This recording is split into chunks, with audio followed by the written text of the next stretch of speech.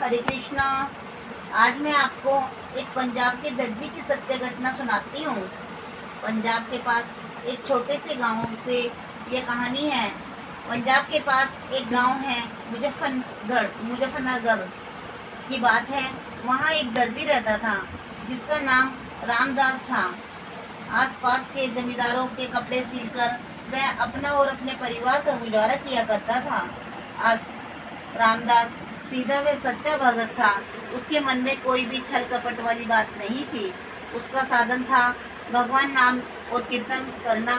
वह भगवान का नाम कपड़े सिलते सिलते ही करता था। भगवान की लीला का गान करता, कपड़े सिलते सिलते भगवान का नाम जाप किया करता और कभी कभी तो कपड़ों पर तुरपाई करता करता भी भगवान का भजन गुनगुनाता रहता था। ऐसे निरंतर भगवान का भजन करते करते उसका मन निर्मल हो चुका था। वह संसार से वैराग्य हो चुका था। वह बहुत शांत रहने लगा और हर पल भगवान का ही अनुभव अपने साथ किया करता था। अब भगवान ने सोचा अपने भक्त की परीक्षा ली जाए। रामदास के घर में के समीप ही एक मुसलमान का परिवार रहता था। उस परिवार में एक व्यक्ति ऐसा था जो भक्त रामदास से बहुत ईर्ष्या करता था। वह कहता था, यह रामदास मशीन चलाते चलाते निरंतर भगवान का नाम जाप किया करता है और इसकी मशीन चलने के कारण हमारी नींद खराब होती है। मैं कुछ ऐसा करूं जिससे यह परमात्मा का चिंतन करना छोड़ दे। एक दिन उसे मौका मिला। भक्त रामदास शहर गया हुआ था। वो पीछे से भक्त रामदास के घर गया और उसकी सिलाई मशीन चोरी कर ली। अब जब भक्त रामदास घर वापस आया तो पता चला उसकी मशीन चोरी हो गई है।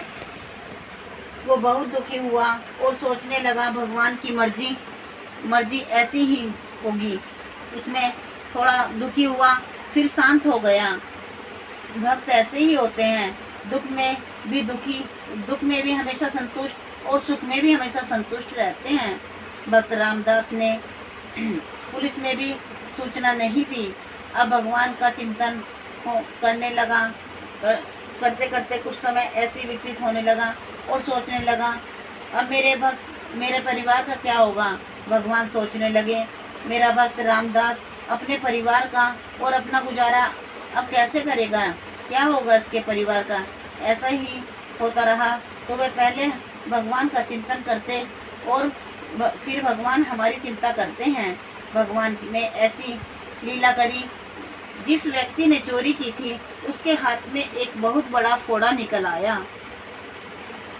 फिर वो व्यक्ति जैसे ही सरकारी अस्पताल गया, डॉक्टर को दिखाया और कहने लगा, ये तुम्हारे हाथ में कैसे हुआ है।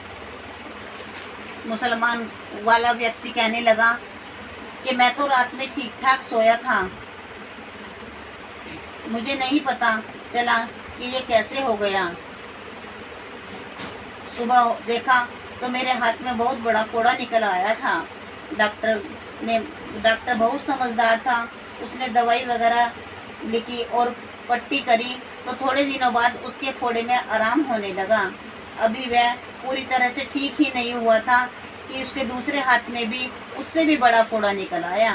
वह डॉक्टर से कहने लगा, देखो ना डॉक्टर साहब, पहले वाले फोड़ा ठीक नहीं हुआ और दूसरा निकल आया है, मुझे बहुत पीड़ा हो रही है। डॉक्टर बहुत समझदार था। कहने लगा, बड़े प्यार से उसने अपने पास उसको बुलाया और पूछने लगा, एक बात बताओ, क्या तुमने अपने जीवन में कोई गलत काम किया है, किसी का दिल दुखाया है जिसकी वजह से तुम्हें ये कष्ट मिल रहा है। तुम्हारे इन हाथों से कोई ऐसा का अपराध हुआ हो, तुम सच्ची बात बताओ। इतना सुनकर वह थोड़ा हिचकिचाया, थोड़ी देर चुप रहा। फिर कहने लगा, उसने कहा कि हाँ, हमारे ही पड़ोस में एक दर्जी रहता है। उसने अपना गुनाह कबूल किया और कहा कि मैंने उसकी मशीन चुराई है। उसी की बद्दुआ से मेरे ये हो गया है। ठीक हो जाए अगर तुम उस व्यक्ति की मशीन वापस रख दो और उससे माफ़ी मांग लो। अपने अल्लाह मियाँ को तुम मानते हो, उनके सामने अपना गुनाह कबूल कर लो, उनकी कृपा से तुम्हारा हाथ ठीक हो जाएगा। पहले तो वह व्यक्ति कुछ बता नहीं रहा था, फिर डॉक्टर के बार बार कहने पर उसने बताया।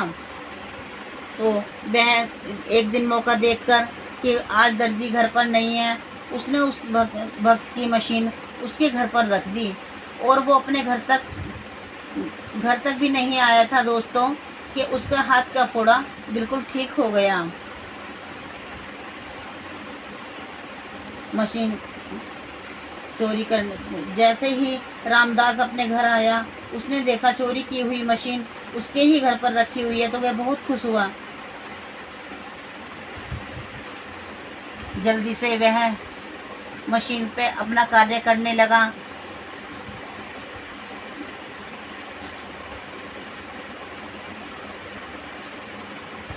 उसने दोनों हाथों बिल्कुल ठीक हो चुके थे दोस्तों। जब वह भक्त रामदास बहुत खुश हुआ। अब उस व्यक्ति ने भी यकीन हो गया कि भगवान नाम में कितनी बड़ी शक्ति है। अगर कोई सच्चे मन से भगवान को एक बार भी नाम जप करता है, भगवान उसके सारे कष्ट हर लेते हैं। ऐसी लीलाधारी भगवान के चरणों में हमारा बारंबार प्रणाम है, बारंबार प्रणाम है, बारंबार प्रणाम है। बोल श्री बांके बिहारी लाल की जय, राधा रानी की जय। राधे राधे दोस्तों, आपको हमारी कहानी कैसी लगी कमेंट्स करके ज़रूर बताना और सब्सक्राइब और लाइक ज़रूर करना इसको करना मत भूलना दोस्तों। अगर आपका साथ रहा तो अगली कहानी के साथ मैं आपके सामने फिर एक कहानी लेके आऊँगी। राधे राधे दोस्तों।